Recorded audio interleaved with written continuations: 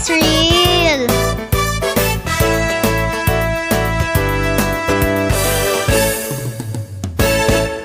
Another day, another vlog! Andito naman po ako para mag-voice over. Hulaan nyo kung sino to. Ako to. Si Nobita. Char! It's me, Liren. Ang dami na naman nating ganap. Ipon na naman ang edit natin yan, di. Today's video ay nung isang araw pala to. Sorry.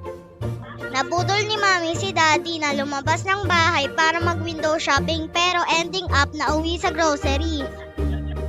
Eto nga pala ang pangpakalma ni Mami ko.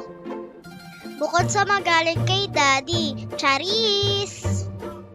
Pumili na rin si Mami ng kandila na gagamitin sa undas. Pupunta kasi kami kay Mamo at Nanay Lita. Eto guys, tamang pili lang si Mami ng pambaon namin sa bento baon.